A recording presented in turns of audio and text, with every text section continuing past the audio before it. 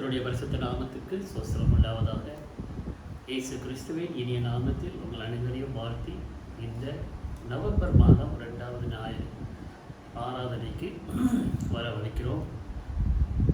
தேவன் நம்மளை சுயபத்திரமாய் பாதுகாத்து இந்த வாரத்திலேயும் தேவன் நம்மளோடு இருந்து வழி நடத்தினதுக்காக நன்றி சொல்லுவோம். இந்த ஸ்தோத்திர ஆராதனையிலையும் தேவனுடைய பிரசன்னம் நம்மளோடு இருக்க வேண்டும் என்று முதலாவது நாம் ஜெபித்து அதன் பிறகு ஆரம்பிப்போம். கண்களை மூடி ஜெபிப்போம். நேசிக்கிற அன்பின் ஆண்டவரே, இந்த நாளுக்காக நாங்கள் நன்றி சொல்லுகிறோம்.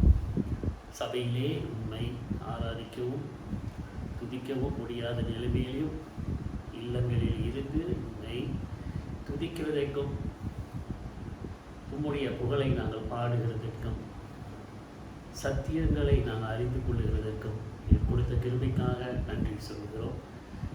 இந்த நாளை முழுமையாக இப்படி கருத்திலே ஒப்புக் கொடுக்கிறோம். இந்த ஆராதனை இப்படி கருத்திலே ஒப்புக் கொடுக்கிறோம். ஆரம்பத்தில் இருந்து முடிவு வரைக்கும் இந்த பிரசன்னம் நீங்கள் வழி நடத்த நாங்கள் ஒப்புக் கொடுக்கிறோம். பரிசுத்த ஆவியானவரே, நீர் எங்களை ஆளுகை செய்து வழி நடத்த வேண்டிக் கொள்ளுகிறோம். மாறாத இயேசு கிறிஸ்துவின் நாமத்தில் ஜெபிக்கிறோம் ஜீவனுள்ள பிதாவே, ஆமென்.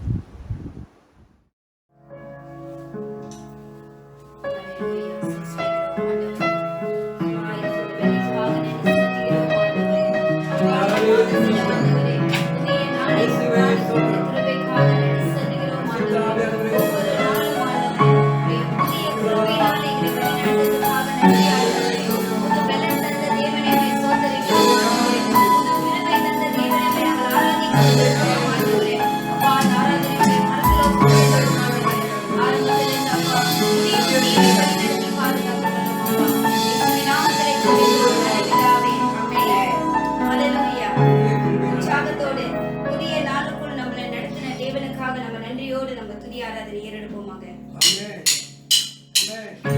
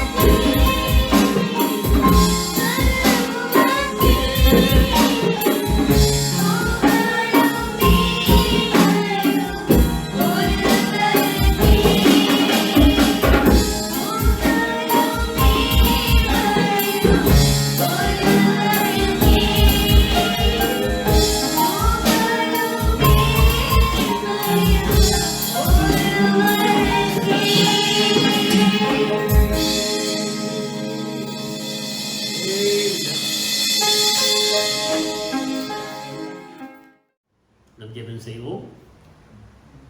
அன்பின் ஆண்டவரே, துதியின் மத்தியில் எங்களோடு நீர் வந்து வாசம் செய்ததுக்காக நன்றி சொல்லுகிறோம். இன்னும் ஆண்டவரே, வருடத்திலே இறுதி மாதங்களுக்குள் எங்களை நீர் வழிநடத்தி வந்திருக்கிறீர். நாங்கள் ஆண்டவரே ஊரடங்கிலே கடந்து சென்ற நேரத்திலையும் நீர் எங்களை பாதுகாத்திருக்கிறீர். உமக்கு நன்றி சொல்லுகிறோம். நன்றியுள்ள இருதயத்தோடு உங்களுடைய பிரசன்னத்திலே நாங்கள் வந்து நிற்கிறோம். ஆண்டவரே, துதியின் மத்தியிலே வாசம் செய்கிற தேவன் நீர். எங்கள் துதிகளின் மத்தியிலே நீர் வந்து வாசம் செய்ததற்காக நன்றி. பாடல்களை ஆசீர்வதித்து கொடுத்திருக்கிறேன். துதி நேரத்தை நடத்தின மகளோடு நீர் சேர்ந்து கொண்டிருக்கிறேன்.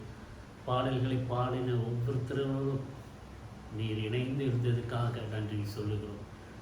இந்த நாளிலே ஆண்டவரே, நாங்கள் செய்கிற ஒவ்வொரு காரியமும் உம்முடைய சமூகத்திலே பிரீதியாக இருக்க வேண்டும் என்று வேண்டிக் கொள்ளுகிறோம். விசேஷமாக இந்த தேசத்துக்காக நாங்கள் செபிக்கிறோம்.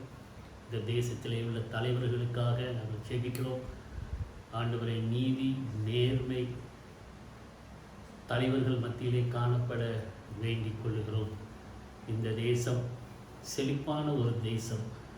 ஆனால் ஆண்டவரே, அநேக காரியங்களின் நிமித்தம் இந்த தேசத்திலே நிறைய மத பிரச்சனை, இன பிரச்சனை வந்து கொண்டு இருக்கிறதை நாங்கள் பார்க்கிறோம். இது எல்லாவற்றுக்கும் ஒரு முடிவு கொடுக்கிறதற்கு நீர் மாத்திரம் வல்லவர் என்று விசுவாசிக்கிறோம். இது உமக்கு சொந்தமான தேசமாக இருக்குது. நீர் ஆண்டவரே, இவ்விதமான தகாத காரியங்களிலிருந்து இந்த தேசத்தை விடுதலை செய்ய வேண்டும் என்று வேண்டிக் கொள்கிறோம். தலைவர்களும் ஆண்டவரே, உம்மை அறிந்து நீதி நேர்மையோடு ஆளுகை செய்ய ஞானத்தை தர வேண்டும் என்று வேண்டிக் கொள்கிறோம். மத வெறி, இனவெறியை நீர் எடுத்து போடும் ஆண்டவரே. இந்த நாளென்றும் ஆண்டவரே, அமெரிக்கா தேசத்துக்காக நாங்கள் செபிக்கிறோம். அங்கே நடந்த தேர்தலுக்காக நாங்கள் செபிக்கிறோம். யாரை தலைவராக வைக்க வேண்டும் என்று நீர் அறிந்திருக்கிறேன். அதை நீர் நிறைவேற்றுவீர் என்று நாங்கள் விசுவாசிக்கிறோம். நீர் எல்லாவற்றையும் அறிந்த தெய்வம். நீர் செய்வது நீதியும் நியாயமுமாக இருக்கும் என்று நாங்கள் நம்புகிறோம் ஆண்டவரே. இந்த நாளிலேயும் ஆண்டவரே, எங்கள் மாநாட்டுக்காக நாங்கள் செபிக்கிறோம். 21ஆம் தேதி நடக்கப் போகிற எங்களோட வருடாந்திர மாநாடு, தேர்தல் அறிக்கைகள் எல்லாவற்றையும் நீர் ஆசீர்வதிக்க வேண்டும் என்று வேண்டிக் கொள்ளுகிறோம். எங்கள் அத்தியட்சரை நீர் ஆசீர்வதியும், எங்கள் பிரசிடனை ஆசீர்வதியும், டிஎஸ்எஸ்களை ஆசீர்வதியும், போதர்களை ஆசீர்வதியும். இந்த மீட்டிங்களை கலந்து கொள்ளுகிற ஒவ்வொரு பிரதிநிதிகளையும், கான்ஃபரன்ஸ் ஆஃபீஸரையும் நீர் ஆசீர்வதிக்க வேண்டும் என்று வேண்டிக் கொள்ளுகிறோம். இந்த ஒரு நாள் மாநாட்டிலே ஆண்டவர் உம்முடைய சித்தம் மாத்திரம் நிறைவேற நாங்கள் ஒப்பு கொடுக்கிறோம்.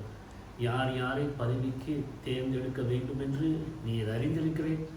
அவர்கள் மாத்திரம் ஆண்டவரே தேர்ந்தெடுக்கத்தக்க நீர் கிருபை தர வேண்டிக் கொள்ளுகிறோம். இந்த மாநாட்டை உங்களுடைய கருத்தில் ஒப்பு கொடுக்கிறோம். இப்போ நடந்து கொண்டு இருக்கிற மித்த மாநாட்டுகளுக்காகவும் நாங்கள் ஜெபிக்கிறோம். ஆண்டவரே, நீர் தொடர்ந்து உங்களுடைய பிரசன்னத்தால் நீர் ஆசீர்வதியும். எல்லா தேர்தல்களிலும் உம்முடைய வல்லமையான கரம் இருந்து வழிநடத்த நாங்கள் வேண்டிக் கொள்ளுகிறோம். தொடர்ந்து எங்களுடைய சபை மக்களுக்காக நாங்கள் ஜெபிக்கிறோம். இம்மட்டும் இந்த கொரோனா வைரஸில் இருந்து நீர் பாதுகாத்து வந்திருக்கிறேன். இனிமேலும் நீர் பாதுகாப்பீர் என்று விசுவாசிக்கிறோம். வேலைக்கு செல்லுகிறவர்களோடு நீர் பாதுகாப்பு தர வேண்டும். குடும்பங்கள் ஆண்டவரே ஒவ்வொருத்தரையும் நீர் பாதுகாக்க வேண்டும் என்று வேண்டிக் கொள்ளுகிறோம். இந்த நாளை முழுமையாக உங்களுடைய கருத்திலே ஒப்புக் கொடுக்கிறோம். இந்த ஆராதனை உங்களுடைய கருத்திலே ஒப்புக் கொடுக்கிறோம்.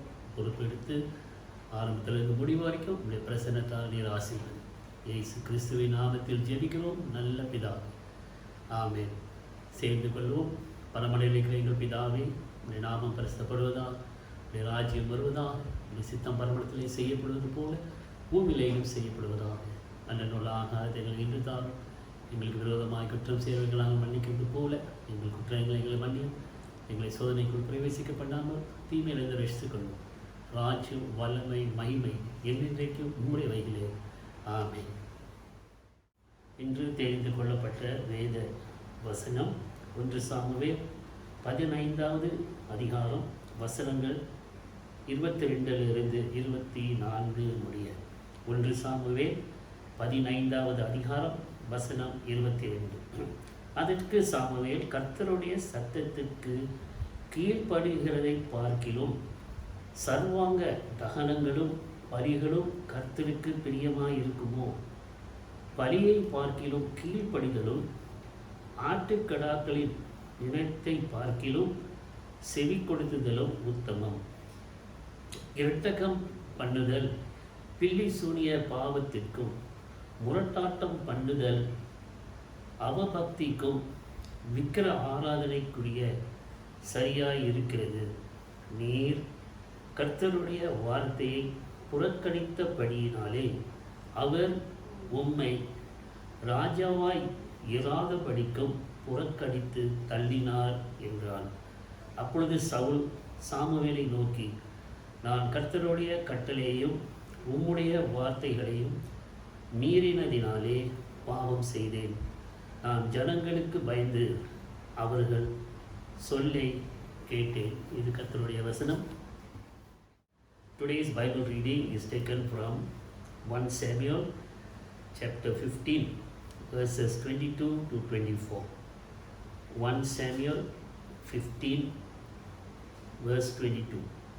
So Samuel said, as the Lord has great delight in burnt offerings and sacrifices, as in obeying the voice of the Lord, behold, to obey is better than sacrifice, and to heed than the fat of rams.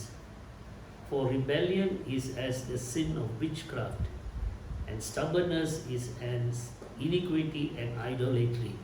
Because you have rejected the word of the Lord, he also has rejected you from being king. Then Saul said to Samuel, I have sinned, for I have transgressed the commandment of the Lord and your words, because I feared the people and obeyed their voice. This is the word of the Lord. Amen. கர்த்தருக்குள் பிரியமானவர்களே, இந்த நாளன்று நாம் தியானிக்க எடுத்துக்கொண்ட வசனங்கள், ஆனால் நாம் 15வது அதிகாரத்தை முழுமையாய் தியானம் செய்து கடந்து செல்ல இருக்கிறோம். கர்த்தரை நோக்கி ஜெபம் செய்வோம். அன்பின் ஆண்டவரே, இந்த பாகத்தை உடைய கர்த்தரை ஒப்புக் கொடுக்கிறோம். தியானிக்கும் போது உங்கள் பிள்ளைகளோடு நீர் இடைப்படும் ஆண்டவரே.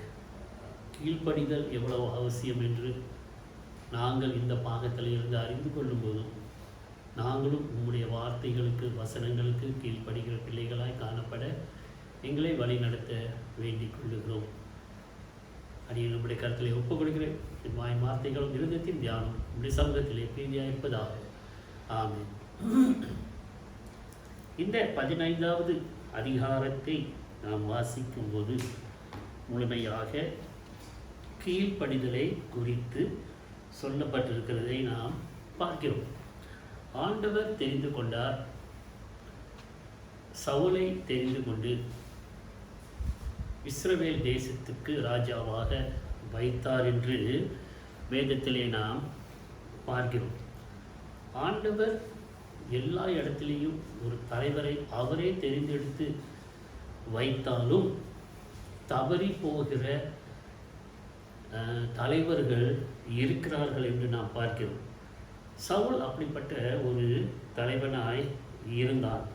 ஆண்டவர் அவரை தெரிந்தெடுத்து தேசத்துக்கு ராஜாவாக வைத்தார். ஆனால் அவன் ஆண்டவருடைய வார்த்தைக்கு கீழ்ப்படியாதவனாய் காணப்பட்டான் என்று இந்த அதிகாரத்திலே நாம் பார்க்கிறோம். நாம் முதலாவது வாசித்து வரும்போது சாமுவேல் என்ன செய்கிறாரு?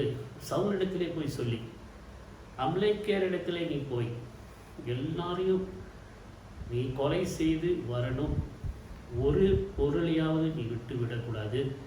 அவன் புருஷனாக இருந்தாலும் சரி, பெண்ணாக இருந்தாலும் சரி, பிள்ளைகளாக இருந்தாலும் சரி, ஆடு மாடுகளாய் இருந்தாலும் சரி, எல்லாவற்றையும் நீ சங்கரித்து போட வேண்டும் என்று ஆண்டவர் சாமுவேல் மூலமாய் சவுலுக்கு ஒரு கட்டளையிட்டதை நாம் வாசிக்கிறோம். அப்பொழுது சவுல் என்ன செய்கிறாரு? 2 லட்சம் பேர், அப்புறம் ஒரு 10,000 பேர் எடுத்துக்கொண்டு யுத்தத்துக்கு போகிறார். அப்போது இந்த அமலேக்கியர் இருக்க இடத்திலேயே கெனிசைட்ஸ் அப்படின்ற ஒரு குடும்பமும் இருக்குது. பழைய ஏற்பாட்டிலே நான் வாசித்து வரும்போது அந்த இஸ்ரவேல் ஜனங்கள் எகிப்தை விட்டு போகும்போது அமலேக்கியர் அவர்களுக்கு பெரிய பிரச்சனைகள் கொடுத்தார்கள். இந்த கெனிசைட்ஸ் உள்ளவர்கள் இஸ்ரவேல் ஜனங்களுக்கு உதவி செய்தார்கள். அப்போது இந்த இடத்தை பார்க்கும்போது இந்த கெனிசைட்ஸ் இந்த அமலேக்கியர் கூட தங்கி இருந்து கொண்டு வந்தார்கள். அப்போது சவுல் என்ன செய்கிறாரு, பாளையம் இறங்கின பிறகு இந்த கெனிசைட்ஸ் என்ன செய்கிறாரு, அந்த இடத்தை விட்டு நீங்கள் போய்விடுங்க, நீங்கள் ஒரு காலத்தில் எங்களுக்கு உதவி செஞ்சுருக்கிறீங்க அப்படின்னு சொல்லிட்டு போகிறார். அப்போ இந்த கெனிசைட்ஸ் அப்படின்னு சொல்கிறவங்க எல்லாம் என்ன செய்கிறாங்க, அந்த தேசத்தை விட்டு வெளியே போகிறாங்க. அப்போது அந்த இடத்துல இருக்கிறது இந்த அமலேக்கியர் மாத்திரம் இருக்கிறாங்க. அப்போ சவுல் என்ன செய்கிறாரு, அந்த இடத்துல யுத்தம் செய்து எல்லாத்தையும் கொலை செய்து கொண்டு வந்தார் என்று நாம் பார்க்கிறோம். பிள்ளைகள், ஆடு மாடுகள், எந்த ஊர் பிரயாணிகள் இருந்தாலும் சரி, மனுஷர்கள், புருஷர்கள், மனைவிகள் எல்லாத்தையும் சஞ்சரித்து போட்டார் என்று வேதம் சொல்லுகிறது. ஆனால் ஒரு காரியம் அவர் கீழ்ப்படியவில்லை. என்னன்னு சொன்னால், அந்த கொழுத்த ஆடுகள் மாடுகள் எல்லாவற்றையும் திரும்பி எடுத்துட்டு வந்திருக்கிறார். இது கர்த்தருக்கு பிரியமான ஒரு காரியம் அல்ல. எல்லாத்தையும் சஞ்சரித்து போட வேண்டும் என்று சொல்லியிருக்கிறார். ஆனால் அந்த அமலேக்கிய ராஜா ஆகாகை என்ன செய்கிறாரு, பிடிச்சி கொண்டு போகிறார் என்று பார்க்கிறோம். அப்போது ஒரு இடத்துல அவர் போய் இருக்கும்போது சாமுவேல் அங்கே வருகிறார். அப்போது சவுல் என்ன செய்கிறார், சாமுவேலுக்கு எதிர்கொண்டு போய் சொல்லுகிறார், நீர் ஆண்டவர் சொன்னதையும் நீர் சொன்னதையும் நான் செய்து முடித்து விட்டேன், நிறைவேற்றி விட்டேன் என்று சொல்லுகிறார். சாமுவேல் என்ன சொல்கிறாரு, இது என்ன ஒரு சத்தம் நான் கேட்குறேன், ஆடு மாடுகளுடைய சத்தம் கேட்குதே அப்படின்ட்டு சவுளை பார்த்து கேட்குறாரு. சவுல் சொல்கிறாரு, என்னுடைய ஜனங்கள் என்ன செஞ்சாங்க, அந்த கொழுத்த ஆடு மாடுகளை எடுத்துட்டு வந்து தேவனாகிய உம்முடைய தேவனுக்கு நாங்கள் பலி செலுத்தணும் அப்படின்னு சொல்லிட்டு நல்ல பொருள்களை நல்ல மிருகங்களை எடுத்துகிட்டு வந்திருக்கிறார். இது சாமுவேலுக்கு பிரியமில்லாத ஒரு காரியமாய் இருக்குது. நீங்கள் 1:15 அதிகாரம் முதல் 3 வசனத்தை வாசிக்கும்போது ஆண்டவர் சவுலுக்கு ஒரு கட்டளை கொடுக்கிறார். அதுதான் இப்போ நம்ம தியானம் செய்தோம். 2வது பார்த்தோம் என்றால், சவுல் கீழ்ப்படியாத ஒரு மனிதனாய் இருந்தான். 4ஆம் அதிகாரத்திலிருந்து 4ஆம் வசனத்திலிருந்து 9ஆம் வசனம் வரைக்கும் நான் வாசிக்கும் போது அவர் ஆகாக் ராஜாவை கொலை பண்ணாமல் பிடித்து கொண்டு வந்தான், கொழுத்த ஆண்மாடுகளை பிடித்து வந்தான் என்று பார்க்கிறோம். அப்புறம் சாமுவேல் என்ன செய்கிறாரு, அவனுக்கு எதிர்கொண்டு போகிறதை நாம் பார்க்கிறோம். Samuel goes to Gilgal to meet Saul. சவுலை பார்க்கறதுக்கு அங்கே போகிறார். 13வது வசனத்தை நான் வாசிக்கும் போது காணப்படுகிறது, Blessed be you to the Lord, I have performed the commandment of the Lord. ஆண்டவருடைய கட்டளை நான் நிறைவேற்றி விட்டேன் என்று சொல்லுகிறார். அப்போதுக்கு தான் என்ன சொல்கிறாரு, இந்த ஆடு மாடுகளுடைய சத்தம் என்ன? அப்போ அவர் சொல்கிறாரு, ஐயா, அந்த ஜனங்களுக்கு நான் பயந்து அவங்க எடுத்துகிட்டு வரணும்னு சொல்லும்போது நான் அவங்களுக்கு உடனாக இருந்து எல்லாத்தையும் எடுத்து வந்து விட்டேன். He maintained that his true purpose in sparing them was to use them sacrifice of God. ஆண்டவருக்கு பலி செலுத்த வேண்டும் என்ற ஒரே நோக்கத்துக்காக இந்த ஆடு மாடுகளை நான் கொண்டு வந்தேன் என்று சொல்கிறார். அப்போ இன்றைக்கு நாம் வாசித்த பாகத்தை பார்க்கும்போது அவர் சாமுவேல் என்ன சொல்கிறாரு, Has the Lord a great delight in burnt offerings? தமிழில் அதை நான் வாசிக்கும்போது 2வது வசனத்தை வாசிக்கும்போது, அதற்கு சாமுவேல், கர்த்தருடைய சத்தத்திற்கு கீழ்ப்படுகிறதை பார்க்கிலும் சர்வாங்க தகனங்களும் பலிகளும் கர்த்தருக்கு பிரியமாய் இருக்குமோ. பாருங்க, பலிகளை செலுத்துகிறதற்கு மேல் என்ன இருக்கணும்? கீழ்ப்படிதல் இருக்கணும். இந்த காலத்தில் கர்த்தருடைய வார்த்தைக்கு கீழ்ப்படுகிறவர்கள் ரொம்ப குறைவாய் இருக்கிறார்கள். ஏன்? அது கஷ்டமாக இருக்கும். எல்லாத்தையும் கொலை பண்ணுன்னு சொன்னால் செஞ்சிருக்க வேண்டியதுதான். ஆனால் இவர் சாக்கு போக்கு சொல்லிக்கிட்டு ஆண்டவருடைய கட்டளைக்கு கீழ்ப்படியாமல் இருந்ததை நாம் பார்க்கிறோம். 24வது வசனத்தில் அவர் என்ன சொல்கிறாரு? நான் பாவம் செய்தேன், ஆண்டவருடைய கட்டளைக்கு விரோதமாக நான் செய்தேன். Why is God so pleased with disobedience? ஆண்டவருக்கு கீழ்ப்படிதல் ஏன் அவசியமாய் இருக்குது? ஏன் அது பிரதான ஒரு காரியமாய் இருக்குது என்று நாம் சிந்தித்து பார்க்க வேண்டும். ஆண்டவர் இதை செய்யாத அப்படின்னு சொன்னால் செய்யாமல் இருக்கிறது நல்லது. நம்ம எல்லா பலிகளையும் நம்ம செலுத்தலாம். காணிக்கை கொடுக்கலாம், தசம பாகம் கொடுக்கலாம், லவ் கிஃப்ட் கொடுக்கலாம், எல்லாத்தையும் நம்ம கொடுக்கலாம். That is a sacrifice that you make. But ஆண்டவருக்கு அது மேலே 2வது பிரியம் தான் இருக்கிறதோ தவிர முதல் பிரியம் என்ன? கீழ்ப்படிதல். எல்லா காரியத்திலையும் ஆண்டவருடைய வார்த்தைக்கு கீழ்ப்படுகிறவர்களை தான் ஆண்டவர் எதிர்பார்க்கிறார் என்று வேதம் சொல்லுகிறது. அதற்கு பிறகு அவர் என்ன சொல்கிறாரு? It was told Samuel saw to Carmel, behold. அப்போ இவருடைய இது என்ன? ஒரு இடத்துல போயிட்டு அதன் பிறகு அவர் என்ன செய்கிறாரு?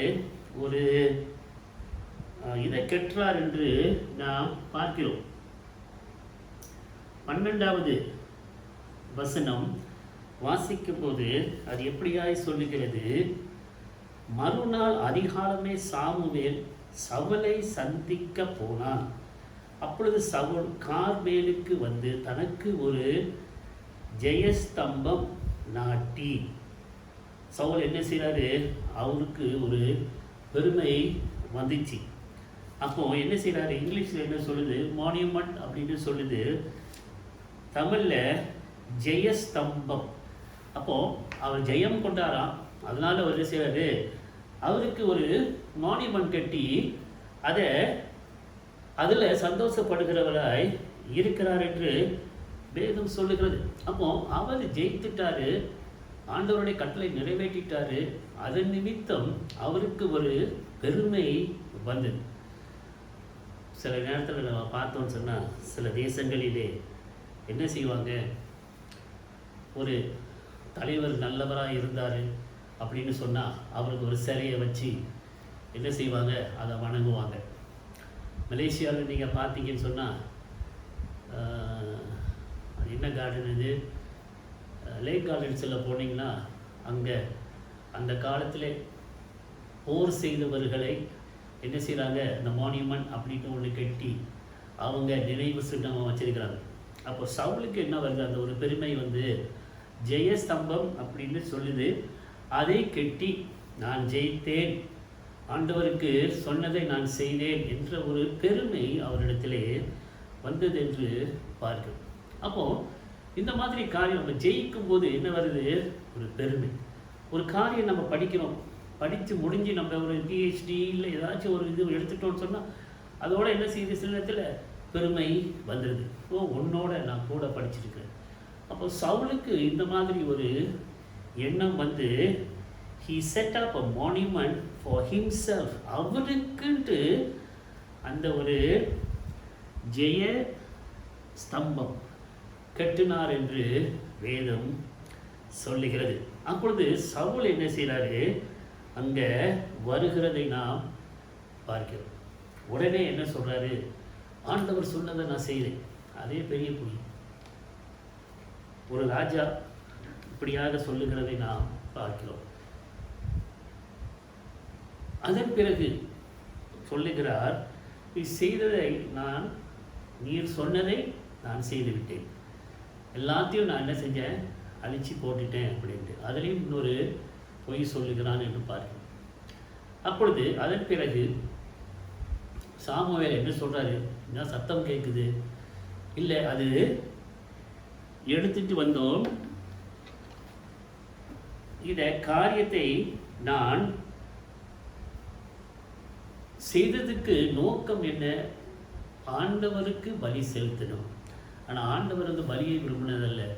நீ எல்லாத்தையும் சஞ்சரித்து போடுன்னு சொன்னால் எல்லாத்தையும் சஞ்சரித்து போட்டு வந்துருக்கணும். ஆகாக் ராஜாவை நீ பிடிச்சி கொண்டு வந்துடக்கூடாது, ஆடு மாடுகளையும் கொண்டு வந்திருக்க கூடாது. அதுதான் முழுமையான ஒரு கீழ்ப்படிதல். சொன்னதை செய்யாமல் சில காரியங்களை பொருள்களை கொண்டாந்து வச்சுக்கிட்டு ஆண்டவர் சொன்னதை நான் செய்தேன் அப்படின்னு சொன்னால் அது ஆண்டவருக்கு கீழ்ப்படியாத ஒரு நிலைமையாய் இருக்குது. அப்போ கீழ்ப்படியாதது நிமித்தம் என்ன வரும், அதுக்குன்ட்டு ஒரு விளைவு இருக்கும்.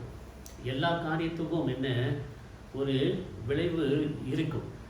அந்த விளைவு சவுலின் மேலே வந்ததை நாம் பார்க்கிறோம். செய்கிற எல்லா காரியத்துக்கும் ஒரு விளைவு இருக்குது என்று நாம் அறிந்து கொள்ள வேண்டும். 22வது வசனத்தை மறுபடியும் வாசிக்கிறேன். அதற்கு சாமுவேல், கர்த்தருடைய சத்தத்திற்கு கீழ்ப்படுகிறதை பார்க்கிலும் சர்வாங்க தகனங்களும் பலிகளும் கர்த்தருக்கு பிரியமாய் இருக்குமோ? பலியை பார்க்கிலும் கீழ்ப்படிதலும், பலியை ஆண்டவர் விரும்புகிறதில்லை. என்னது? கீழ்ப்படிதலை இன்னும் மேன்மையான ஒரு காரியம் என்று ஆண்டவர் சொல்லுகிறதை பார்க்கிறோம். பலியை பார்க்கிலும் கீழ்ப்படிதலும் ஆட்டுக்கடாக்களின் நிலத்தை பார்க்கிலும் செவி கொடுத்தலும் உத்தமம். அதான் மேலும் செவி கொடுக்கணும், கீழ்ப்படியணும். சாமுவேல் படிச்சு சொன்னாரு, நீ போய் எல்லாத்தையும் அழிச்சிட்டு வரணும்ட்டு. ஆனால் இவன் எப்படிப்பட்டவனா இருந்தால், ஆண்டவராலே தெரிந்து ஒரு ராஜாவா வைக்கப்பட்ட இந்த மனுஷன் ஆண்டவனுடைய வார்த்தைக்கு கீழ்ப்படியாதவனாய் இருந்தான். சில ஆரம்பத்தில் நல்லா இருப்பாங்க, அதன் பிறகு எப்படியா இருக்கும், சவுளை போல என்ன செய்வாங்க, பெருமை வந்துடும். 23வது வசனத்தை பார்க்கும்போது, இரண்டகம் பண்ணுதல் பில்லி சூனிய பாவத்திற்கும், இங்கிலீஷ்ல வாசித்தால் 23வது வசனம், rebellion is as a sin of witchcraft. ஆண்டவர் சொல்லுகிறது கேட்காமல் எதிர்த்து போறது என்னதுன்னு சொல்றாரு, பில்லி சூனியம் அப்படின்ட்டு வேதம் சொல்லுகிறது.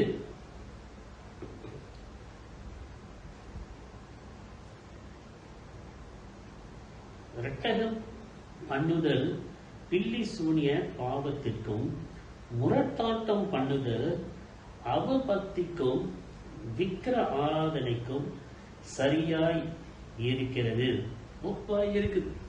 அப்போ ஆண்டவருடைய வார்த்தைக்கு கீழ்ப்படியலை அப்படின்னு சொன்னா அதை எதிர்த்து போகிறதாய் காணப்படுகிறது. அது எப்படியா இருக்குது, இங்கிலீஷ்ல விச் கிராஃப்ட் அப்படின்னா பில்லி சூனியமாய் இருக்கிறது. நீர் கர்த்தருடைய வார்த்தையை புறக்கணித்தபடியினாலே அவர் உம்மை ராஜாவா இராதபடிக்கு புறக்கணித்து தள்ளினார். ஆண்டவர் தெரிந்தெடுத்து வைத்த ஒரு தலைவர், ஒரு ராஜா, தலைவராய் உண்டு பண்ணின தேவனையே கீழ்ப்படியவில்லை அப்படின்னு சொன்னா என்ன செய்யுது? வேதம் சொல்லுகிறது, அவனுடைய ராஜ்யம் அவனிடத்தில் இருந்து பிடுங்கப்பட்டது, அவனுடைய ராஜ்யம் நிலைத்து நிற்காது, ராஜ வாய் இருக்கும்படி புறக்கணித்தார். அப்படின்னா அவனுக்கு இதுக்கு மேல ராஜாவா இருக்கிறதுக்கு ஒரு தகுதி இல்லாதவனா ஆயிட்டார். ஏன்? உன்னை அந்த பதவியிலே வைத்த தேவனுக்கே நீ கீழ்ப்படியாமல் இருக்கிறது. தேசங்களிலே நீ பார்த்தோம்னு சொன்னால் தலைவரால இருப்பாங்க, ஆனால் தலைவர் ஆன பிறகு பெரிய கொண்டாட்டம் மாத்திரம் அல்ல, என்ன ப்ராமிஸ் பண்ணாங்களோ அதை செய்யவே மாட்டாங்க. இல்ல ஆண்டவருடைய வார்த்தையை மதித்து நடக்க மாட்டாங்க, கீழ்ப்படிய மாட்டாங்க. அப்போ என்ன ஆகுது அப்படின்னு சொன்னா, கூடிய சீக்கிரம் அவர்களுடைய பதவி போகிவிடும், கலவரங்கள் உண்டாகும். ஏன்? ஆண்டவருடைய வார்த்தைக்கு கீழ்ப்படியாத தலைவர்கள் நிறைய இருக்கிறாங்க. தேசத்திலேயே அப்படிதான் இருப்பாங்க, நாடுகளிலையும் அப்படிதான் இருப்பாங்க, இந்த காலத்துல பார்த்தா சபைகளிலும் அப்படிதான் இருப்பாங்க. ஆண்டவருடைய வார்த்தைக்கு கீழ்ப்படுகிறது கிடையாது. அவங்க சித்தம் ஆண்டவருடைய சித்தத்துக்கு மேலாக வைத்துக் கொண்டு இருப்பாங்க. ஒரு காரியம் செய்யணும் அப்படின்னு சொன்னா ஆண்டவருடைய பிரசன்னத்தை நிலைத்து நின்று அவருடைய சமாதானத்தை பெற்று செய்கிறதில்லை. நான் இப்படி செய்யணும் அப்படின்னு நினைக்கிறேன், அப்படியே செய்வாங்க. சவுல் ஆண்டவர் இதை சொன்னாரு, ஆனா பாதி செஞ்சாரு, பாதி ஆண்டவர் எதை பார்த்தாரு? அந்த செய்யாத பாதியைத்தான் பார்த்தாரு. ஏன்னா நான் சொன்னேன், நீ கேட்கவில்லை. அப்படியான ஒரு நிலைமை இந்த காலங்களிலே வந்து கொண்டு இருக்கிறதை பார்க்கிறோம். ஆண்டவர் மேலே கீழ்ப்படுகிற தன்மை இல்லாமல் போகிறது. ஏனென்றால் அவர்கள் நிறைய படிச்சிருக்கிறாங்க, அனுபவம் இருக்கும் அப்படின்ட்டு இருப்பாங்க. இந்த உலகத்துல அநேக தலைவர்களை நீ பார்த்தீங்கன்னு சொன்னா இப்படியாக தான் நடந்து கொண்டு இருக்கிறதை நாம் பார்க்கிறோம். ஆனால் சவுல் என்ன செய்யறாரு? அவருடைய தப்பை உணர்கிறார் என்று பார்க்கிறோம். அப்போ 24வது வசனம், அப்பொழுது சவுல் சாமுவேலை நோக்கி, நான் கர்த்தருடைய கட்டளையையும் உம்முடைய வார்த்தைகளையும் மீறினதினாலே பாவம் செய்தேன். அப்போ ஆண்டவருடைய கட்டளை மீறுகிறது ஒரு பாவம். சவுல் அதை ஒப்புக்கொண்டான் என்று பார்க்கிறோம். நான் ஜனங்களுக்கு பயந்து அவர்கள் சொல்லை கேட்டேன். இப்படிதாங்க நடக்குது அநேக இடத்துல. என்னது? ஆண்டவர் சொல்லுகிறதை கேட்கறது கிடையாது. ஜனங்களுக்கு பயந்து என் பதவி போயிருமோ, இல்லை என்னுடைய ராஜரீகம் போயிருமோ, இல்லை என்னுடைய பிரசிடென்சி போயிருமோ, இல்லை இதெல்லாம் போயிருமோ, அதனால நான் மனுஷனை தான் என்ன செய்யணும்? பிரியப்படுத்தணும் அப்படின்ட்டு சொல்லிட்டு அநேகர் என்ன செய்யறாங்க? ஆண்டவருடைய வார்த்தையை வைத்துட்டு மனுஷனை பிரியப்படுத்துகிறாய் இருக்கிறான். அப்ப சவுலும் என்ன சொல்றாரு? ஐயா, அந்த ஜனங்கள் ஏற்றுக்கொள்வாங்கன்ற பயத்துல நான் இப்படியாக செய்தேன். ஆனா ஜனங்களுக்கு பயந்து செய்கிற காரியத்தின் விளைவு என்ன? அவருடைய ராஜ்யம் எடுக்கப்பட்டதை நாம் பார்க்கிறோம். இப்போ எந்த காலத்திலையும் எந்த நேரத்திலையும் ஆண்டவருக்கு கீழ்ப்படிதல் முக்கியமாய் இருக்குது, அவசியமாய் இருக்குது. அதுதான் ஆசீர்வாதத்தை கொடுக்கிறதாய் இருக்குது. அப்போ நம்மளுடைய வாழ்க்கையிலும் நாம் செய்யும் போது இந்த சவுல் மாதிரி என்னென்ன காரியம் நம்ம செய்திருக்கலாம்? பயமா? மனுஷனுக்கு பயமா? ஆண்டவர் என்ன சொல்றாரு? நான் உன்னோட நான் இருக்கிறேன், நீ யாருக்கு நீ பயப்பட வேண்டும்? நல்ல காரியம் சில காரியங்கள், ஆவிக்குரிய காரியங்கள் சில காரியங்கள், இல்ல நீதி நேர்மையுள்ள காரியங்கள் சில செய்யும் போது இந்த கோணலா இருக்கிறவங்க என்ன செய்வாங்க? அதை எதிர்த்துதான் நிற்பாங்க. ஒரு தேசத்திலேயே நீங்க பாருங்க, இந்த இனத்துக்கு ஒரு இது செய்யும் போது அடுத்த இனம் என்ன சொல்லுது? எங்களுக்கு தான் நீ செய்யணும், ஏன்னா நாங்க தான் உரிமை உள்ளவங்க அப்படின்னு சொல்றோம். அப்போ இந்த தலைவர்கள் என்ன செய்யறாங்க? இவங்களுக்கு பயந்து இன்னும் சிறிதான ஒரு ஜனங்களை துக்கப்படுத்துகிறதை நாம் பார்க்கிறோம். அப்போ ஆண்டவருடைய ஊழியம் எப்படியா இருக்கிறது? அது ஒரு பரிசுத்தமான ஒரு ஊழியம். ஆண்டவருடைய கட்டளைகளுக்கும் வார்த்தைகளுக்கும் கீழ்ப்படுகிற ஒரு ஊழியமாய் இருக்குது என்று நாம் பார்க்கிறோம். 12வது அதிகாரம், 1 சாமுவேல் 12வது அதிகாரம் 14வது வசனத்தை நான் வாசிக்கிறேன். 12:14.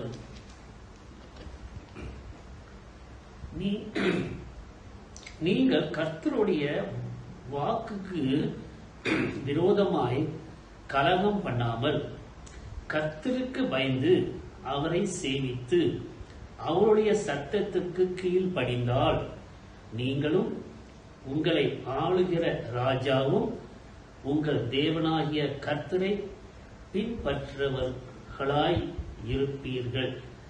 ஆண்டவருடைய சத்தத்துக்கு கீழ்ப்படுகிறதாய் இருக்க வேண்டும். அப்பொழுது கர்த்தரை பின்பற்றுகிறவர்களாய் இருப்பீர்கள் என்று இந்த வசனம் சொல்லுகிறது. எப்படியா இருக்குது?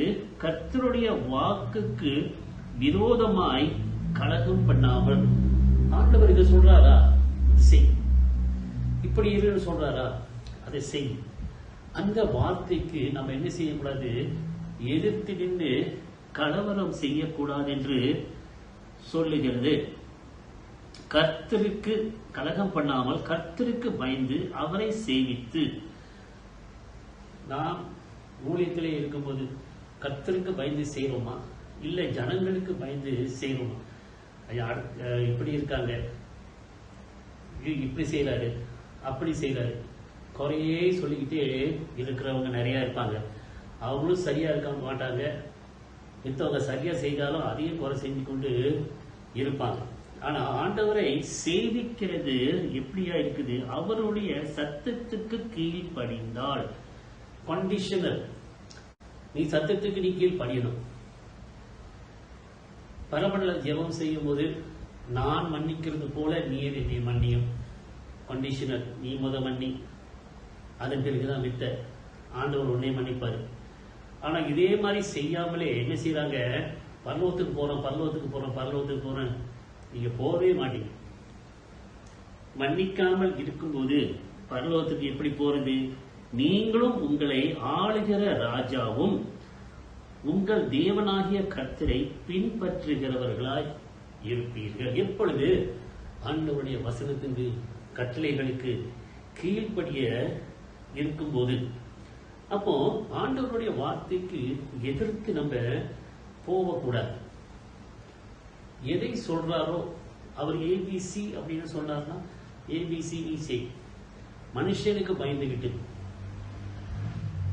மனுஷன் எதை செய்தாலும் பரவாயில்ல அப்படின்னு சொல்லிக்கிட்டு இருக்கிறதோட ஆண்டவர் சொல்லுகிற காரியத்திலே நாம் கவனம் செலுத்துகிறவர்களாய் காணப்பட வேண்டும். அப்பொழுது எது அவசியமா இருக்குது? தகன பலிகள் அல்ல, இல்ல நம்ம கொடுக்கிற காணிக்கை தசமபாகங்கள் அல்ல. என்ன முக்கியமா இருக்கணும்? ஆண்டவருக்கு கீழ்ப்படுகிற ஒரு தன்மை ஒவ்வொருடைய இருதயத்திலும் இருக்க வேண்டும்.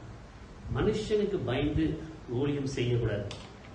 ஆண்டவருடைய கட்டளை பின்பற்றி ஆண்டவருடைய சித்தத்தின்படி ஊழியத்தை செய்யும் போது நாம் தேவனுடைய பிள்ளைகள் என்று அழைக்கப்படுகிறது. உண்மையாகவே சரியான ஒரு நிலைமையிலே ஆண்டவர் நம்மளை வழிநடத்தி கொண்டு வருவார். அதனால நம்ம என்ன செய்யணும்? பலியை கொடுக்கிறது நல்லதுதான், பொருளை கொடுக்கிறது நல்லதுதான். ஆனா ஆண்டவர் அதுக்கு மேலாக கீழ்ப்படிதலை விரும்புகிறதை நாம் பார்க்கிறோம். எவ்வளவு தூரம் ஆண்டவருடைய வசனத்தை நாம் படித்து அதுக்கு கீழ்ப்படுகிறவர்களாய் இருக்கிறோம். இல்ல எவ்வளவு நேரம் ஆண்டவருடைய வசனத்தை தியானம் செய்கிறவர்களாய் காணப்படுகிறோம். இந்த நாள் முதல் என்னுடைய தாழ்மையான வேண்டுகோள் என்ன என்று சொன்னால், ஆண்டவருடைய வசனத்துக்கு, வார்த்தைக்கு, கட்டளைகளுக்கு, அவர் கொடுக்கிற கொமாண்ட் எல்லாவற்றுக்கும் கீழ்ப்படுகிறதா இருக்கும்போது தான் தேவனை பின்பற்றுகிறவர்களாய் இருப்பீர்கள் என்று 12:14 சொல்லுகிறது. சவுலுடைய விளைவு என்ன? அவனுடைய ராஜ்யம் அவனிடத்துல இருந்து விடுங்கப்பட்டது. அதன் பிறகு சாமுவேல் கிட்ட சொல்றாரு, ஜனங்கள்லாம் நிக்கிறாங்க, மூப்பர்கள்லாம் இருக்காங்க, அவங்க முன்னால நீங்க என்னை கனப்படுத்தணும் அப்படின்னு சொல்றாரு. அப்போ சாமுவேல் என்ன செய்றாரு? போறாரு. முதல்ல முடியாது அப்படின்னு சொன்னாரு. அப்புறம் இவர் என்ன செஞ்சாரு? சால்வாயை பிடிச்சிட்டாரு, வரணும் அப்படின்ட்டு. பிடிச்ச விதமாக அந்த சால்வாய் கிழிந்தது என்று வேதத்திலே நம்ம பார்க்கிறோம். கிழிந்த பிறகு ஆண்டவர் சாமுவேல் என்ன சொல்றாரு, எப்படியே சால்வாயை நீ கிழிச்சியோ அப்படியாக உன்னுடைய ராஜ்யம் உன்னிடத்தில் இருந்து எடுக்கப்படும் என்று சொல்லிட்டு போனார் என்று பார்க்கிறோம். அப்போ ஆண்டவருக்கு கீழ்ப்படியிலையா, நீ என்ன செஞ்சாலும் அதில் ஆசீர்வாதமே கிடையாது. ஆண்டவருடைய வசனத்துக்கு கீழ்ப்படிதல் இல்லைன்னா எந்த ஒரு ஆசீர்வாதம், என்ன ஊழியம் செஞ்சாலும் சரி, எந்த தேசத்தை ஆளுகை செய்தாலும் சரி, நீங்க மூணு போய் ஆளுகை செய்தாலும் சரி, ஆனா ஆண்டவருடைய வார்த்தைக்கு கீழ்ப்படிதல் இல்லை அப்படின்னு சொன்னா நீ எதை செய்தாலும் சொந்த பலத்துல செஞ்சுட்டு சவுளை போல ஒரு மானியமனை கட்டிட்டு இப்படியாக நான் இந்த இடத்திலே ஊழியம் செய்தேன், இல்லை இப்படியாக இந்த தேசத்தை நான் ஆளுகை செய்தேன், ஒரு ராஜாவாக நான் இருந்தேன், ஒரு பிரதம மந்திரியாக நான் இருந்தேன், ஒரு பிரசிடனாக நான் இருந்தேன், இந்த தலைவராக இருந்தேன், அந்த தலைவராக இருந்தேன், கீழ்ப்படித இல்லை என்று சொன்னா அது சும்மா என்ன சொல்லுவாங்க, தட்டுற மாதிரி தான் இருக்கும். ஏன் அங்க கீழ்ப்படிதல் இல்லை அப்படின்னு சொன்னா ஜனங்களுக்கு நம்ம என்ன தான் செய்ய முடியும்? ஏன்னா ராஜ்யம் எடுக்கப்படும் என்று வேதம் சொல்லுது. ஸோ அப்படியா இருக்கும்போது நம்மளுடைய வாழ்க்கையிலும் என்ன நம்ம செய்ய வேண்டும் என்று சொன்னால், ஆண்டவருடைய வசனங்கள், வார்த்தை, கட்டளை சில பேசி சொல்லுவார். அதுக்கெல்லாம் நம்ம என்ன செய்யணும், முழுமையாய் கீழ்ப்படுகிறவராக இருக்கும். சவுலை போல எல்லாத்தையும் கொலை பண்ணிட்டு கொடுத்த ஆடு மாடுகளை கொண்டு வருது, அதுவும் கீழ்ப்படிதல் இல்லாத ஒரு நிலைமையாய் இருக்கு. அப்போ செய்தால் முழுமையாய் நம்ம செய்யணும், மனுஷனை பிரியப்படுத்தணும் அப்படின்னு செய்யக்கூடாது. சவுளுடைய தவறு அதுதான், அவங்களுக்கு பயந்து செஞ்சார் என்று வேதம் சொல்லுகிறது. அதனாலே நம்ம எதை செய்தாலும் ஆண்டவருடைய வார்த்தையின்படி, கட்டளையின்படி செய்து ஆண்டவரை பிரியப்படுத்துகிறவர்களாய் காணப்பட வேண்டும். அப்பொழுதுதான் நமக்கு ஆண்டவருடைய ஆசீர்வாதம் முழுமையாய் கிடைக்கும். ஜெபிப்போம். அன்பின் ஆண்டவரே, உடைய வசனத்துக்காக நாங்கள் நன்றி சொல்லுவோம். கீழ்ப்படிதலின் ஆவியை எங்களுக்கு நீர் தாரும். மனுஷனை பிரியப்படுத்துகிறது அல்ல, உண்மை நாங்கள் பிரியப்படுத்துகிறவர்களாய் காணப்பட வேண்டும். நீர் ஆண்டவரே கொடுக்கிற ஒவ்வொரு கட்டளைகள், ஆலோசனைகள், புத்திமதிகள், ஞானம் எல்லாவற்றையும் ஆண்டவரே கீழ்ப்படிந்து உமக்கு பிரியமானவர்களாய் நடந்து கொள்ள நீர் கிருபை தாரும். சவுளை போல் அல்ல ஆண்டவரே, அவன் மனிதனுக்கு பயந்து உமக்கு விரோதமாக காரியங்களை செய்தான் என்று நாம் தியானம் செய்யணும். கீழ்ப்படிதல் வேண்டும் ஆண்டவரே, ஆண்டவர் மேலே பயம் வேண்டும். உம்முடைய கட்டளைகளை நாங்கள் பிரியமாய் எடுத்துக்கொண்டு அதன்படி நடக்கிறவர்களாய் எங்களை உருவாக்கும் ஆண்டவரே. இந்த வார்த்தைகளுக்காக நாங்கள் நன்றி சொல்லுகிறோம். சவுளை போல நாங்கள் இல்லாமல் ஆண்டவரை தாவீதை போல இருக்க, உமக்கு உம்முடைய இருதயத்துக்கு ஏற்ற மனிதனாய் மனைவிகளாய் இருக்க நீர் கிருபைக்காகவும் எங்களை வழி நடத்தும். ஒப்பு கொடுக்கிறோம். மாறாத இயேசு கிறிஸ்துவின் நாமத்தில் செபிக்கிறோம் ஜீவனுள்ள பிதாவே, ஆமென். ஆசீர்வாதம் நம்முடைய கர்த்தராகிய இயேசு கிறிஸ்துவினுடைய கிருபை, பிதாவாகிய தேவனுடைய அன்பு, பரிசுத்த ஆவியினுடைய அன்யோன்ய ஐக்கியம், தெய்வ வழிநடத்துவ தெய்வ சமாதானம் அனைவரோடும் கூட இப்பொழுதும் எப்பொழுதும் சதா காலங்களும் இருப்பதாக. ஆமேன், ஆமேன், ஆமேன். எல்லாரும் சேர்ந்து என் ஆத்மாவே கர்த்தரை சோஸ்திரி, என் முழு உள்ளமே பரிசுத்த நாமத்தை சோஸ்திரி, என் ஆத்மாவே கர்த்தரை சோஸ்திரி, கர்த்தர் செய்த சகல உபகாரங்களையும் மறவாது. ஆமேன். ஷாலோம் அலைக்கன். கர்த்தர்களை ஆசீர்வதிப்பாராக. 1-2 அறிவிப்புகள். முதலாவது அறிவிப்புகள் முதல் என்னன்னா, வருகிற 21ஆம் தேதி நம்மளுடைய 45வது அமர்வு நடைபெற இருக்கிறது. அது ஒரு இடத்திலே நாங்கள் கூடி செய்யாமல் ஒவ்வொரு டிஸ்ட்ரிக்டும் அவங்க இடத்திலே இருந்து செய்வார்கள். நார்தர்ன் டிஸ்ட்ரிக்ட் நான் நினைக்கிறேன் பினாயங்களை வைப்பாங்க.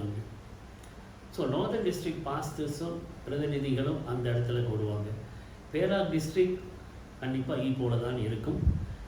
ஸ்லாங்கோ நார்த் வந்து பிஜேயில் சிசிஎன் பில்டிங்கில் நடைபெறும். சவுதர்ன் டிஸ்ட்ரிக்ட் கிளாங்கில் ஸ்லாங்கோ சவுத் கிளாங்கில் எங்கேயோ நடைபெறும்.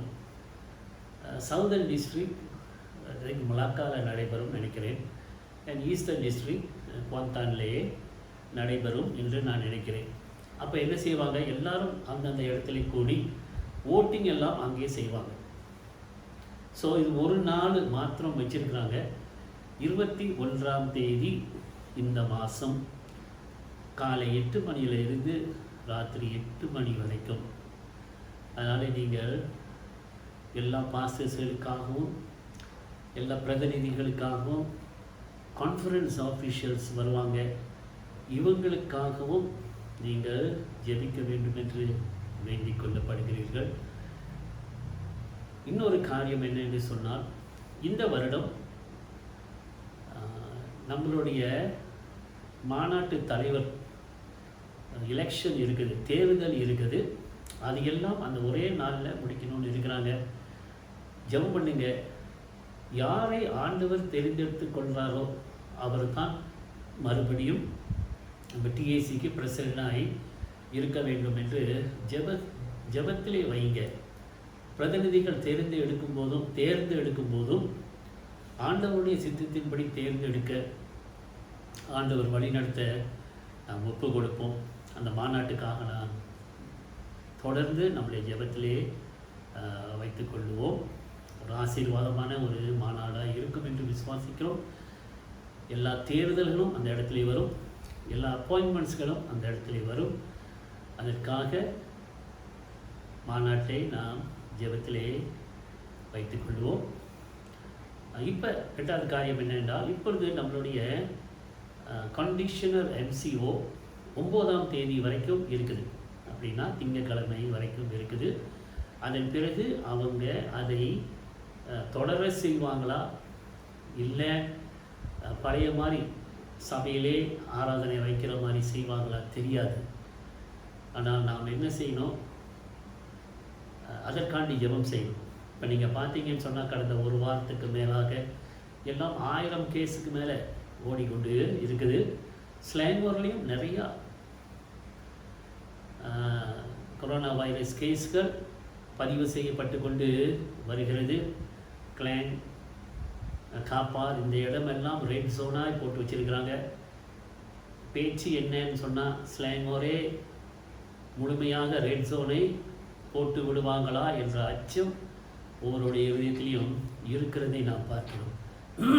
அதனாலே இந்த தேசத்தையும் நம்ம ஜெபத்திலே வைத்துக்கொள்வோம். இந்த கொரோனா வைரஸின் நிமித்தம் பாதிக்கப்பட்ட அநேகருக்கு ஆண்டவர் ஆறுதலை கொடுத்து தேவையெல்லாம் சந்திப்பார் என்ற நிச்சயத்தை நாம் ஜெபத்திலே பெற்றுக்கொள்ளுகிறவர்களாய் காணப்பட வேண்டும். உண்மையாகவே தேவன் நம்மளோடு இருந்து வழி நடத்த ஒவ்வொரு நாளும் ஜெபிக்கிறவர்களாய் காணப்படுவோம். கர்த்தர் உங்களை ஆசீர்வதிப்பாராக. ஆமென்.